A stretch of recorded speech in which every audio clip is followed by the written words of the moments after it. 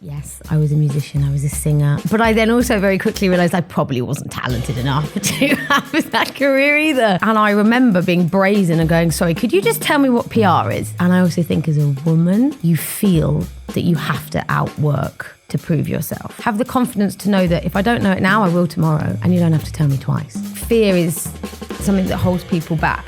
But the outdoor industry is built on fearlessness. When they go low, you go high. Feelings are what moves people. Feelings move the world. Just make it fun, make it cool. Because if you don't make it fun, why are we here? Our shared mission in life is to... In this episode of Sports and Outdoor Mentors, I chat with Amanda Calder-McLaren, the CMO of Montirex, a cutting-edge active outdoor brand. We talk about Amanda's early career and her ability to ask the questions no one else would, her time at the North Face during their phase of phenomenal growth, and the reasons she gives up her time to chair the non-profit Opening Up the Outdoors, plus much, much more. Before we begin the episode, I have one request.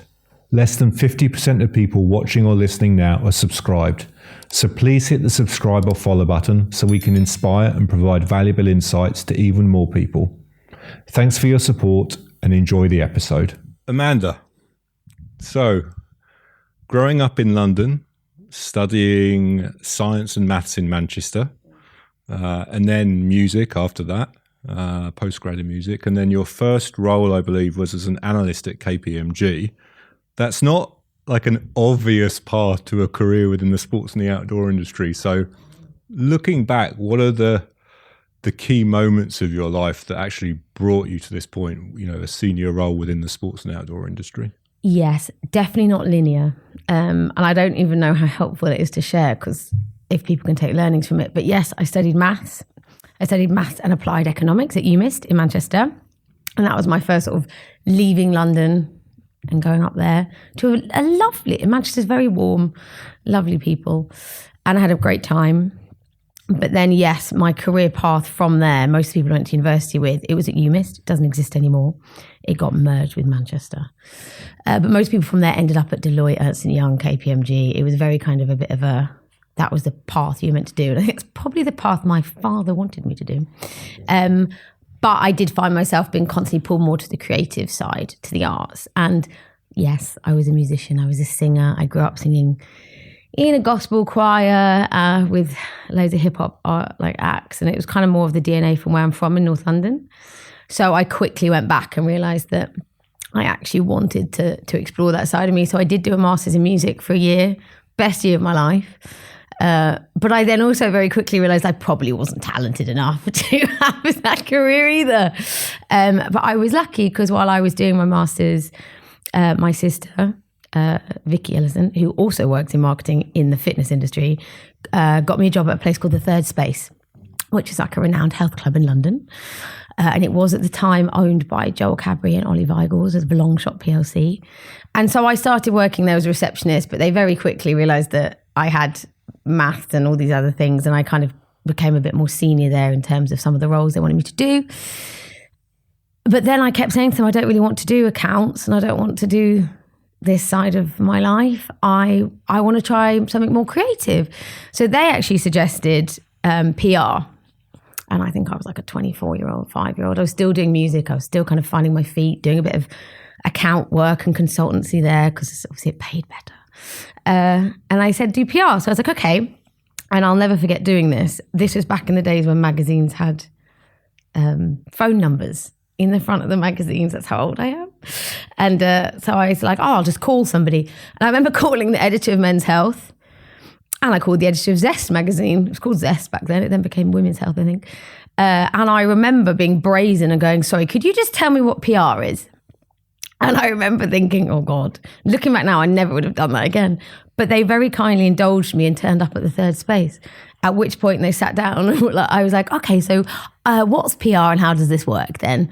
And they were a bit like, people don't usually ask that, but they wanted memberships. And therein became a beautiful relationship with loads of sports and fitness journalists who wanted access to the Third Space because it was an incredible health club. It still is, I believe. And it's grown and grown and grown. And so I sort of started creating this network of health and fitness and sports journalists. off the back of that, Adidas kind of heard a bit about me, and a consultancy called KTB PR, who were consulting for Adidas, called me up. And it was a woman called Kate Bosomworth who said, we've heard about you. Apparently, all the journalists keep talking about you. And I was like, I have no idea why, because I obviously had no formal training in PR and marketing at all. But she gave me my first foot in the door and hired me. And I remember one of the lessons was, which is a lesson I think is worth sharing, she wanted me to come in as like a manager, or I can't remember at the time, a PR manager, a comms manager. And I remember going, I don't know how to do it. I'm not trained in that. I can do your accounts for you, but I probably can't do that. And so I remember asking her to bring me in at a lower level so that I could learn the books. And she was like, it's weird. No one's ever asked that before, but sure. And then she taught me everything I knew. And within a couple of months, I mean, I ended up being there, I think, for nearly 7 years. And I ended up becoming almost her right-hand woman. I became director of the company and ran the sports and fitness portfolio, where I was lucky enough to work on Adidas for 5 years and launch Adidas Terex. I was lucky enough to work on Techno Gym, Lucasade, Maxi Muscle at the time was epic. The team there were amazing. Loads of different Monster headphones, Beats headphones, so I kept my connections with music. And I had a great 20s and 30s, basically, kind of running around doing so many different, from FMCG to apparel to sportswear, and learning all about how to do it, which was great. Got seconded into clients for little periods of time. Like, spent a lot of time in the Addy office, and learned from there. And then someone heard about me, North Face, called me up and asked me to come and work for North Face. I said no, because I'd met my husband. Okay. So I was like, I'm going to take a chance on this one. I said no, but then I ended up being able to consult for them from London for 2 years. And then it was the right decision because the boyfriend became the husband. So clearly I didn't bet on the wrong thing. And then we all moved over to the North Face. That was 7.5 years ago. Yeah. And now I'm here. I've left the North Face and I'm at Montirex, which is the next evolution in my career, in my opinion. Okay, great. So let's spend just a little bit of time around North Face. And as you said, so you'd spent, I think, let's say your first 13 years of your career in the UK. And then you took what was a big decision, especially actually, your boyfriend had become your husband, and you relocated to Switzerland. And then you worked in Switzerland for 6 years? It's nearly 7, yeah. 7 years. Yeah. So looking back, what are the good and the bad experiences of working in another country? I think when you're thinking about where to work, what matters most isn't the country, it's the company. So I always wanted to go into the North Face and go and work abroad. I was always kind of open to moving around and adventures all over the shop. But it was the pull of the brand that got me to move in the end. Like I did have a husband, I had a baby at this time, and I was like, oh gosh, like relocating is a big thing. But actually it's not. You're like an hour away on a flight, and like the world opens up when you are willing to go and explore it. And like, that's just, I guess, a bit my mentality. Like, you don't know till you try, and you have to explore these things. So moved out there for the North Face, best decision I ever made. I had a fantastic 7 years in the North Face, part of VF, and I loved it. And my husband was very supportive about going out. But I'd say the things you need to be mindful of if you're considering moving is it somewhere that you see yourself being there for a while? Because moving for shorter periods is, I think, a bit more labor intensive if you have a family. If before you potentially have a family, the world's your oyster because you can chop and change as you need. But I'd say don't move flippantly. Explore the country, explore the people, explore the culture, see if it's going to work for you. Because the worst thing is if you've upped and moved and then you find yourself unhappy and if you're far away from your network or your community, that's hard. Whereas I was quite lucky, my community was pan-Europe anyway. So I knew loads of people. And the outdoor community, I think, is a special one because people embrace you and you know people who are close in the mountains or whatever, and they kind of immediately kind of bring you in a bit, which is helpful. So if you know people, it's a small world, really. Yeah, absolutely. Yeah. Small world and an even smaller industry. Yeah, exactly. It has its pluses and its minuses. Absolutely. So I'm sure the audience would be really interested to hear from somebody that worked for, a reasonably long time at a very large public company and progressed within that. I think when you joined, you were communications director for EMEA, and then you moved into a global role, I believe. Yeah, I was actually senior manager to start with. So I came in as senior comms manager, then I became a director, then I became director of marketing, senior director that way. So yeah. What's the secret to, progressing and I don't know, maybe it's my word, but you let me know whether it's right, kind of thriving within that environment and really developing yourself and your career? I don't know if I have the answer, because everyone gets their different ways, but I would say the things that I have found help me, or my secret success is a few things. Work ethic. So I do believe in working really, really hard. And I also think as a woman, if I can say it like this, you feel that you have to outwork to prove yourself. And I don't feel like that anymore, but I definitely felt like that in my 20s and 30s, where I just felt like I had to be ahead. I felt like I had to work harder. I felt like I had more to prove. I also felt like people would underestimate if I had the skill set or right. Like, I think one of the number one things I've had my whole career is, oh, you have a maths degree? Yeah. Why?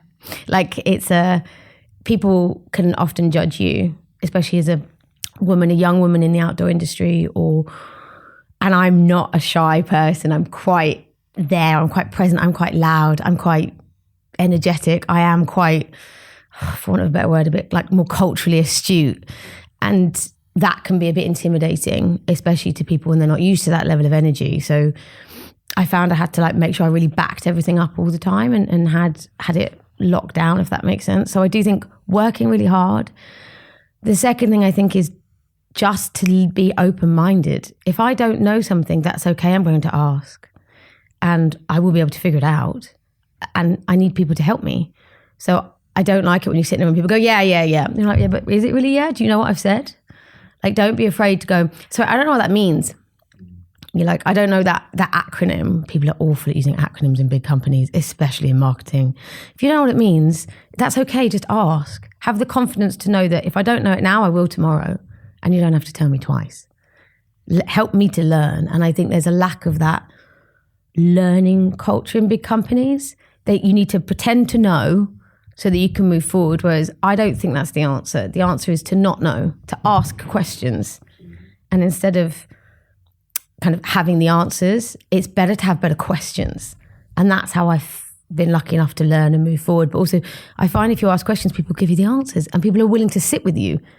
No one says, no, I'm not going to teach you that.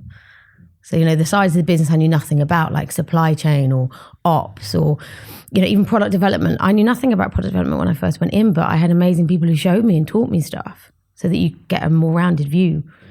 And I think that is a real secret of success.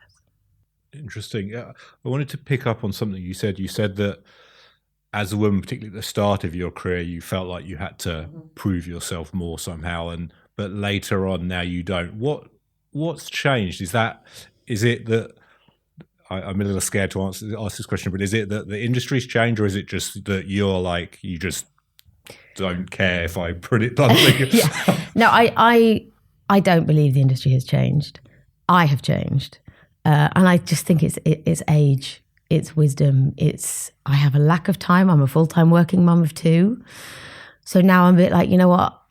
I know what I can do, I know what I can't do. And I know you kind of get a bit of a confidence or a bit more of a sense of self. And also there's a really famous quote. I'm not going to say it because I can't quite remember the entire quote, but one of the most leading women in business said, after I'd sat in enough of these rooms, with enough of these people, I realized I could also sit in these rooms. So like at first, when you were first made a member of a management team, I remember being like terrified and sitting around this table going, oh, everyone's very clever. They're going to say really important things. I'm not going to know the answers. And I had to remind myself, I don't know the answers, but I will know the questions. And then by the end of it, you've asked so many questions that there's no more answers left in that room. And then you move to the next room. And it's like, do you know what? If you are the cleverest person in the room, you're in the wrong room.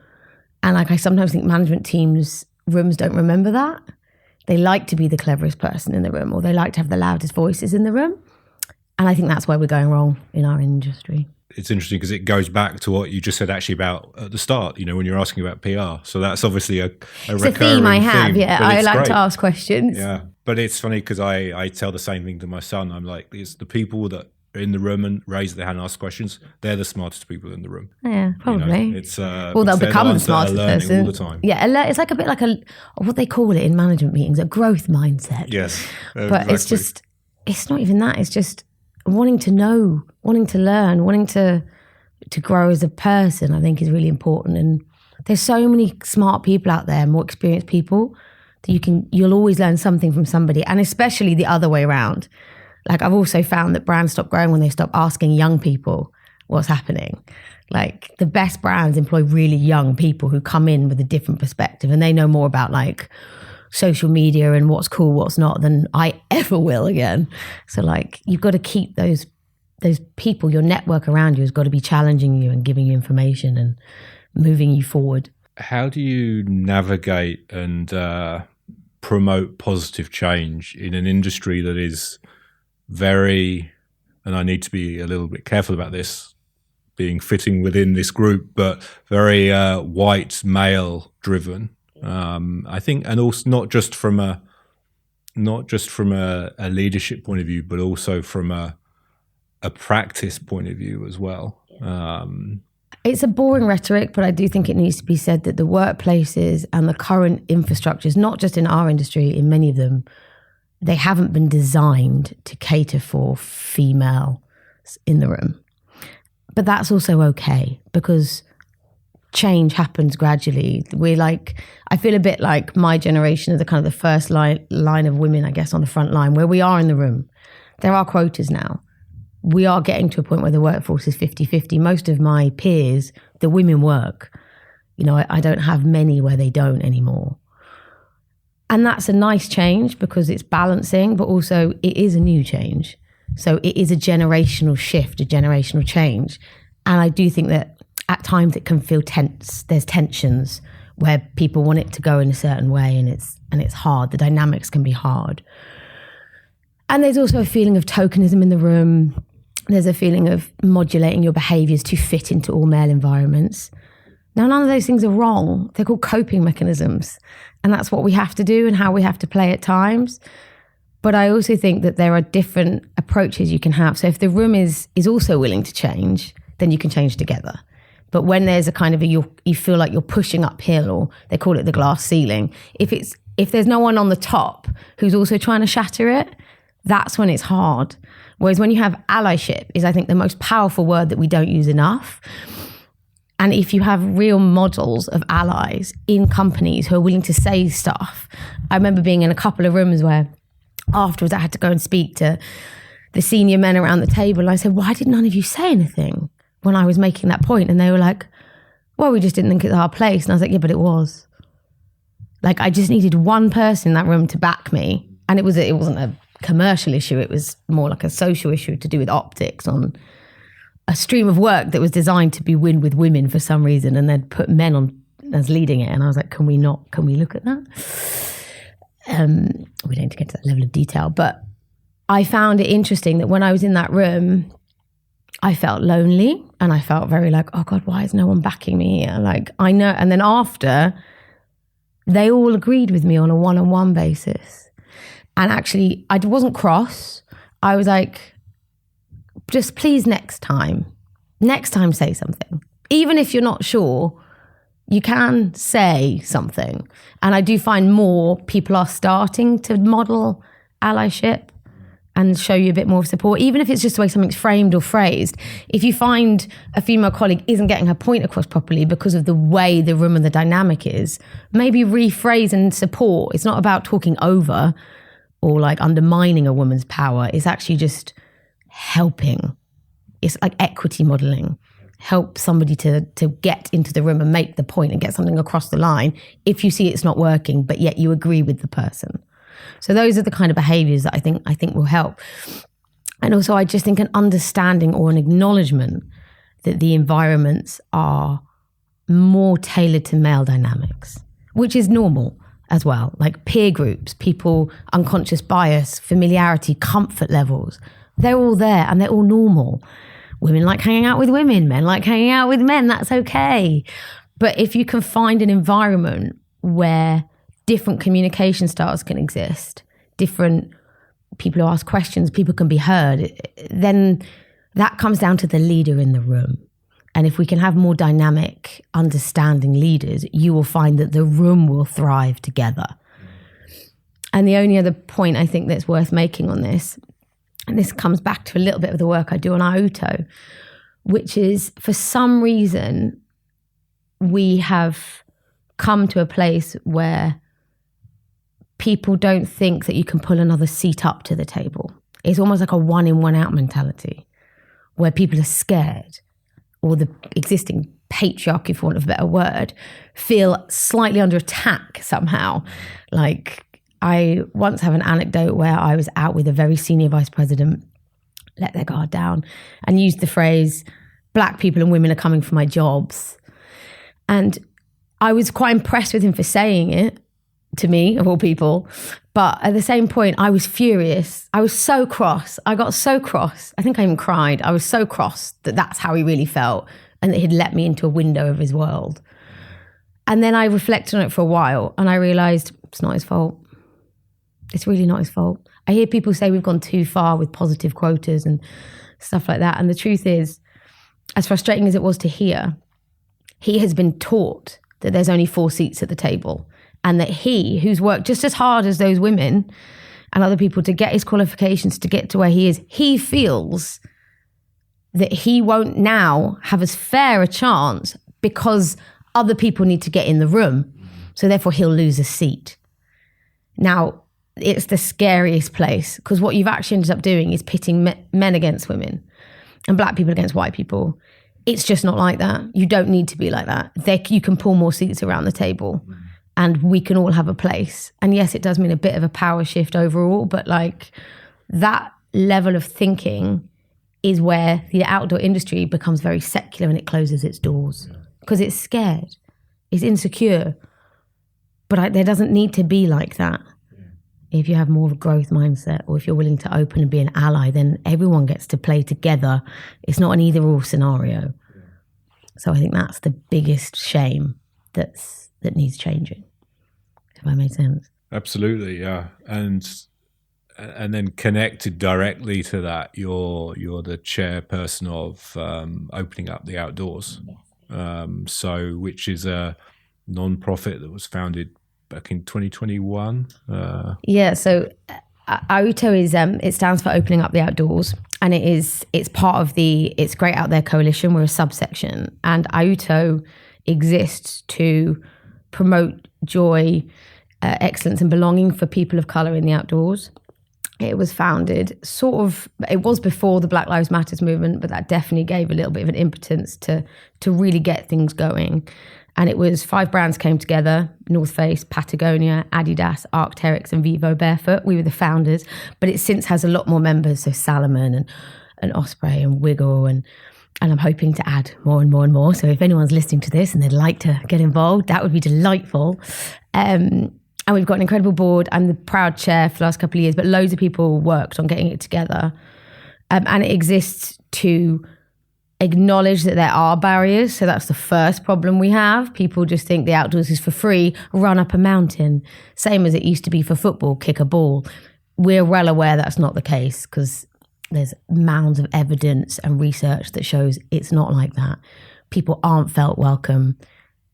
And I can even give tangible examples of this because when I moved to Switzerland, one of my biggest considerations moving from like North London, which is I grew up in a super multicultural upbringing, all colours, all creeds, all races, all genders, melting pot, came to the mountains and without oversharing, my husband's black and my children are brown.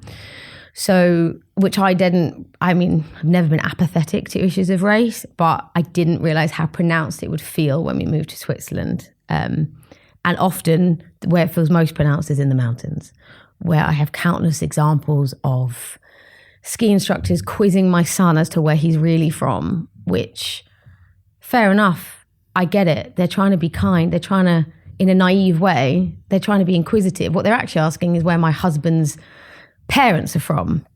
They didn't ask mine though. So what you've done by trying to show interest is you've made someone feel different and unwelcomed, or like they weren't, for want of a better word, fitting in. And when you do that to children, or when you do that to anyone, you should always take the first answer. So when my son says he's from London or from Lugano, that's where he's from. Don't quiz him about his genetics, because you didn't to the other 2 Italian kids or the Swiss kids or the white kids. Yeah.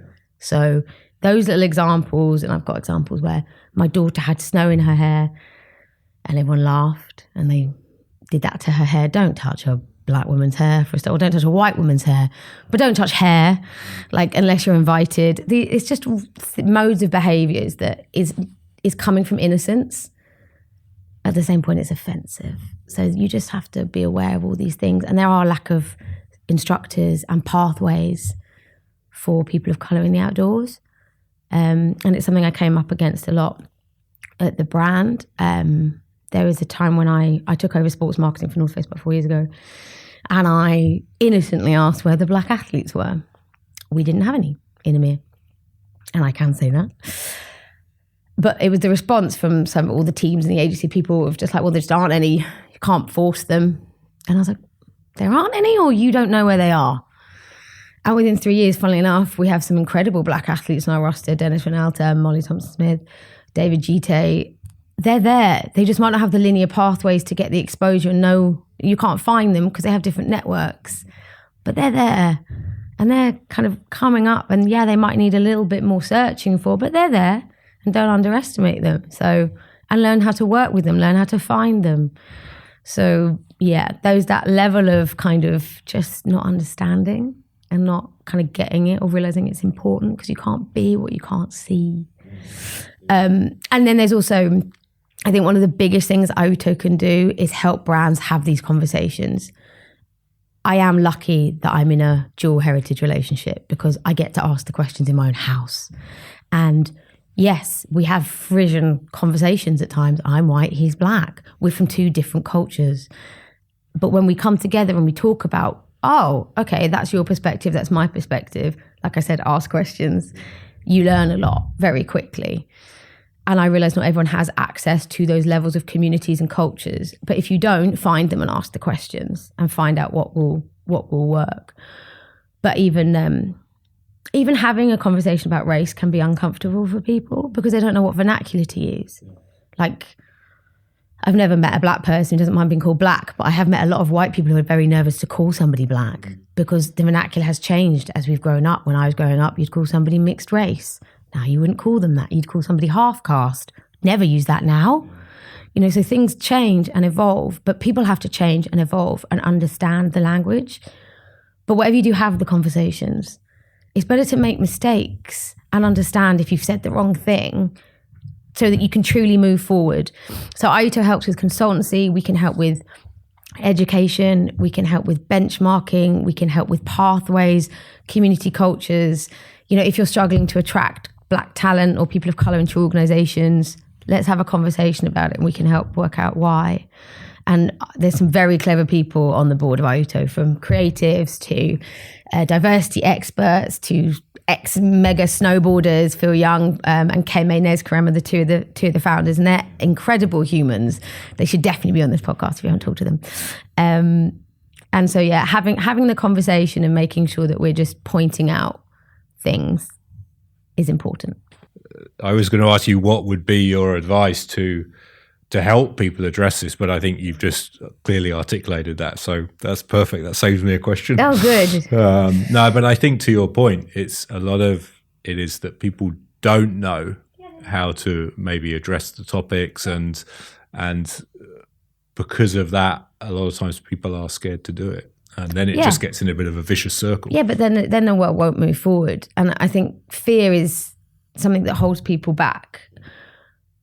But the outdoor industry is built on fearlessness. It's built on people taking on challenges that you didn't think were humanly possible. So why is it we can climb mountains, but that figuratively we can't climb this mountain?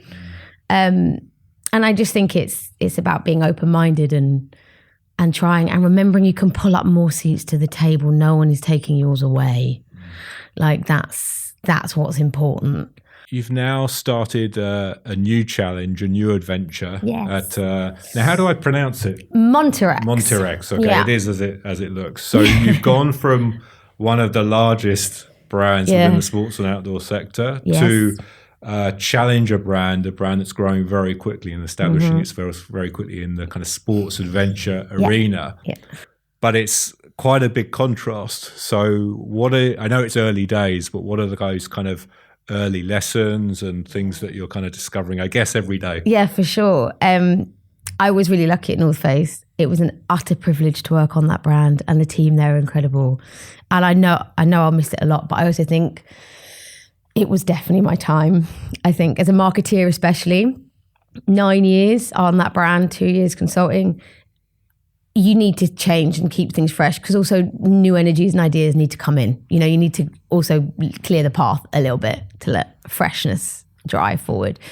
And what I really love is mixing the things together. So North Face was always great for me because it was a bit of outdoor and technicity and incredible product with culture, with style, with fashion and music. And personally, that's my area of expertise, is bringing in the culture and the sport and the street style, as well as technicity and challenge and adventure. So those are the things I'm good at. And I'm also good at driving big brand growth, basically, like getting things to be famous, for want of a better word.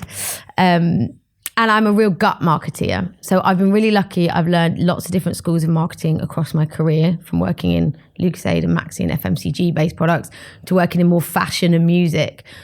And there are different ways of marketing, which people don't tend to acknowledge. And I was lucky enough, I had some bosses who have also worked at FMCG. And I realized that my school of marketing is definitely more comfortable in the cultural gut sense of marketing. Okay. Like, I have very polarizing opinions on consumer insight panels for adverts and things like that I'm like, I would rather share it with 20 of the people I trust influentially across Europe who are at the cutting edge of sport and fashion than I would an insight panel run by a consumer insight testing research lab that's asking Joe Public. I'm very clear that whose opinions I feel are at the forefront of setting trends and opinions. But in bigger companies, they need that level of validation, trust, and security. So I think for me, it was time to go back and find a brand with fresh, young, challenging energy that we could bring in all of this creativity and really drive this to grow. So Montirex's story is super cool. Two young guys, Danny and Kieran, founded it from their home in Liverpool, and it is one of those rise to prominence stories that gives you goosebumps. They just really cared about making product that fits well, that was colourful, stylish, fashionable, sporty, and could take you outdoors. And that's what they did. And they made it in 5 years. They're now one of the fastest growing sportswear brands to come. But it's because they found that kind of sweet spot between colour and fashion, technicity, affordability, and adventure. So they kind of did the three, whereas a lot of brands struggle to do two: style and sport, or style and adventure. But to do sport, style and adventure is dreamy. Sounds like an exciting challenge for you. I hope so. It's a big challenge because I'm more experienced on more established brands, but I feel like it's taking those lessons that I've learned from big brand behaviors and networks and how stuff work, and then bringing it to more of a challenger brand. Hopefully I can add value. I'm sure you will. You mentioned a few minutes ago the fact that you've had some great bosses throughout your career, but have you ever kind of actively looked for coaching or mentoring outside of your, let's say, professional environment? I am a huge believer in mentorship, which is why I love your podcast, and I just want to say thanks for everything you're doing, because I do think it's fantastic. I've been really lucky that I've had incredible female bosses as well, and I wouldn't be here if it wasn't for them. Kate Bosamworth gave me my first stand in life. She ran her own agency, but she was CMO of M&C Saatchi, and she's incredible. Kath Smith, who I'm now back together with at Montirex, but she was one of the most inspiring women in sports and apparel, but she taught me a lot about business, and she also agreed to be my mentor, which was fantastic. I have had a lot of male influences as well, but it's been the women that have stuck with me because somehow they've understood the plight of a senior female in a different way and given me more coaching and things like that. But I definitely don't think mentorship needs to be restricted to your industry in any way. I had some incredible creatives who've helped give me advice, creative directors at fashion houses and at magazine publishing houses. I learned a lot from there.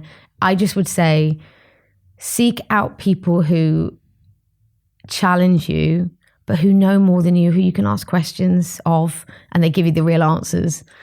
But I would also say that wherever a company you're in, mentors amongst your own peer group is really important. Like I had some incredible female directors at VF across the brands who you could just look at across the room and you knew that they were understanding your challenges, and as well as having some great allies in the room. And I can name them too. But you do need to sort out your support system, not from a political, networking perspective. You know how to find those people and they will help you up. It's more the people who will help you when you're having a really bad day and when you need advice as to how to navigate something that you've messed up or that you just feel like you're banging your head against the wall. You need someone who's going to go, come on, look at it a different way. Try again. Get back up. Do you know what I mean? So I banged the table. Get back up because you're needed in that room and the people behind you need you to be in that room. And as I've got more senior as a woman, I felt that is a huge motivation for me. Looking around the room at they're not there yet, they're not a senior yet, but they want to get there and they need to see you, but they also need to see that it's not easy. So you have to share a level of vulnerability, but you also have to hold it down when you need to hold it down. Because, sometimes you can't let the cracks show. A nice, easy question for you. Or maybe, let's see. So what's your favourite piece of sports or outdoor gear? And you're not allowed to say something from any brand that you've worked for. Oh. That's way too easy. Way too easy. This gilet? No. Exactly. God, my favourite piece of kit. It is something I have worked for, though. Am I allowed to say that? So there's two. One is one of the first shoes I ever worked on, which was 510 rubber. And when that came out, I just thought that was epic because of the grip and the functionality it gave. And it just shook the industry a bit when they did align with Addy. I loved working on that. That footwear was legit. And the other one I absolutely love is the duffel bag. Am I allowed to say it? North Face duffel bag. It's just one of the best things in the world. Take it anywhere, do anything with it.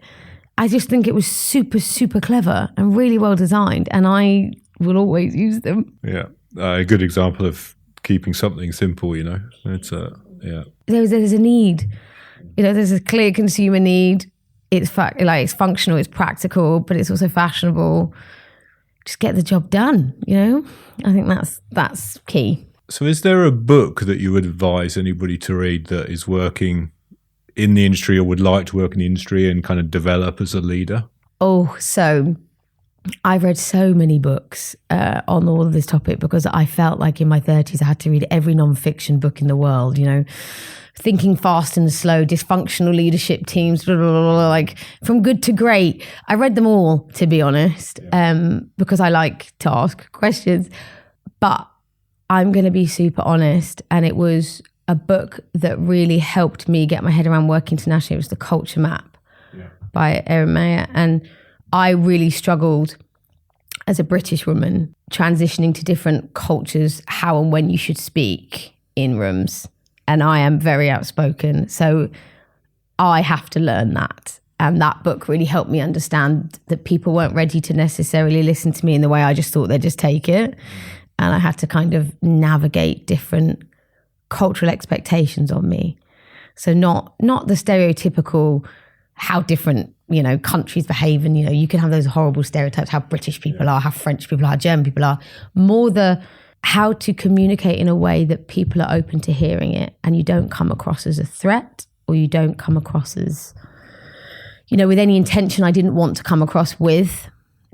And I think everyone needs to check themselves. I don't mean it's a man-woman thing. I think that sometimes how it sounds in your head and when you say it is not is not right, it's not working. And that book helped me kind of navigate that. So I'd say that book is really good. If you want to work in more European or pan-global situations, I found that a very helpful book. But then the other book I would really recommend is, I can't remember the name of it. Wait, that'll come to me. But it's to do with being your authentic self in any situation. Okay. And I think it's hard to be you when people say, and I've been called everything, bossy, too much, tone it down. I've had it my whole life. They're probably not wrong. But the best people have seen past that and realized that that's a skill. That's what gets me in the room. That's what gets my brands to grow. If your ego can't take it, is that really my problem? But so the combination of the two, like knowing how to land a message so that someone's listening to you, but not being you, or being made to feel that you shouldn't be you in the room, that's not a nice feeling. Well, if you don't remember it, we'll follow up, and I'll put it in the show notes. What's the most valuable piece of advice you've ever received? When they go low, you go high. Okay. It's my mantra. So, and I found it works in every situation, because as soon as you react to something or you're cross, I'm a bit like a female lioness as well. If you come at my team or if you come at even my brand, like I get fiery and I'm like, wait, stop. They're going to behave like that. When they go low, we go high. And it helps me to model better intentions. So don't send that email. Stop. It's low brow behavior, low brow. They're trying to, throw you under a bus. Don't throw them back. Just share the actual facts. Take the higher ground. That's my main piece of advice. If you can remember it, it's really important. And the second piece of advice, and I think it's more specific to maybe my area, is it's an old phrase, but it's people will forget what you said, but they'll remember how you made them feel. I couldn't agree with it more. And I think it applies to brands. You have a feeling. Brands give you a feeling. You can't tell me why. You can't tell me which exact campaign it was that made you feel that, or what somebody said, or it's not that. Feelings are what moves people. Feelings move the world. So if you can find a way to add feeling, add intention to something, then that's what that person will take away. And it's the same when you're delivering bad news. They really won't remember the words. They're just too upset. It's like your brain can't function at all these levels. So as long as you load everything up with intention, so whether it's how you're looking, how you're speaking, your body language, remember to give people the feeling you want. So if you're cross with somebody, change your intentions, but they'll remember how you felt in that room. So if you don't make somebody feel something, then you either won't be memorable or they'll remember the wrong thing. So if today was the last day of your career... Oh, that's come quick. Yeah, sorry, that's no. Yeah. Sorry, it's not been working out for you, Monterey. What message would you give to the team here at Montirex? Oh, have fun.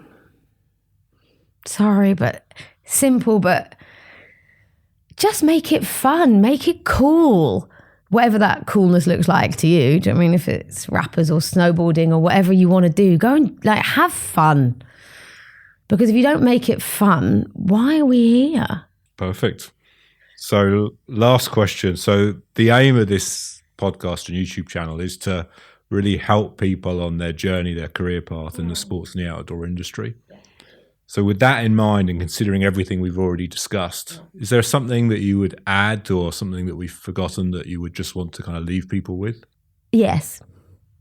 And I think the outdoor industry is incredible. It's full of people who care so deeply. And we are an industry that has a level of responsibility as well to the environment and things like that, because we're at the closest touch point. But I would also say the outdoor industry, we're also our own worst enemy in how we try and isolate us away from everything else. And I know it's coming from a place of protection and humility. I get it. At the same time, I think we're just sometimes really close-minded and we don't move things forward for the benefit of expanding participate. Everyone says they want to, sell more jackets, right? But to sell more jackets, you have to invite more people in, and you have to open the doors. And I mean, you mentioned before, I wrote a thing about the Montclair mishap on my LinkedIn, and I know everyone got very opinionated on it, but sometimes the outdoor industry can just be incredibly arrogant and incredibly cold to people. Like, you don't belong here. You're not a good enough skier. You don't know how to tie the knots properly. You don't know how to set your bindings properly, and that energy I just don't think is helpful, because the truth is, if you're really good, you'll shine anyway. There's some incredible athletes and performances out there that don't need to be done in that way. I'm not really articulating myself well, but I feel that if we could only just realize that if we opened the outdoors up a bit and invited other sectors in and made it a bit more of an inclusive place, everyone will win. But not only that, our shared mission in life is to protect the planet. And outdoor people feel that so deeply. And there's a fine line between too many people coming in, messing up the outdoors, for want of what people say, and also making them really aware of the benefits, so that then they protect the outdoors in the urban, social, economic environments where it's being destroyed. So you can only win if you're willing to do that. And that would be something I would love our industry to start thinking about a bit deeper. Great. Thank you very much, Amanda. Thank you for having me, and thank you for this podcast. I hope you enjoyed the episode, and if you did, please leave a comment below. A new episode will go live in 2 weeks, so subscribe to be sure you don't miss it. Thanks again for your support, and see you soon.